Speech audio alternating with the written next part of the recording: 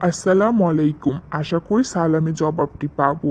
আজকে আমরা আল্লাহ তাআলা কিছু কথা বলেছে সে সম্পর্কে আমরা জানবো যে আল্লাহ তাআলা কি কি কথাটি বলেছেন হাদিস ও কুরআনের মধ্যে। আল্লাহ তাআলা যে গুরুত্বপূর্ণ কথাগুলি বলেছেন তা সম্পর্কে আজকে জানবো, যেটা আল্লাহ তাআলা কি নেই। আসুন দেখি। আল্লাহ ও সৃষ্টি করেছে জিন এবং মানুষকে জন্য যে তারা শুধু আমারই ইবাদত করবে।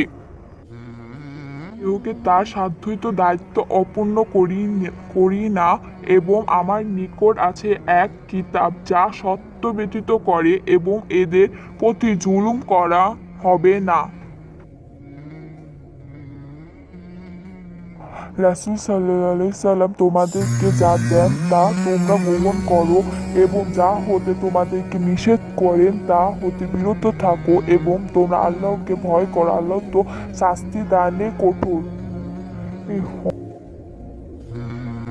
পূর্বে আমি ওই সহ পুরুষদের প্রেরণ করেছিলাম। তোমরা যদি না জানো তাহলে জ্ঞানীগণদের জিজ্ঞেস করো। হে মুমিনগণ, তোমরা আল্লাহর অনুগত করো এবং রাসূলের অনুগত করো, আর তোমাদের কর্মফলে বিনষ্ট করো না। ভিডিওটি ভালো লাগলে লাইক, শেয়ার, কমেন্ট করে যাবেন, আর আমাদের চ্যানেলকে সাবস্ক্রাইবও করবেন। ধন্যবাদ।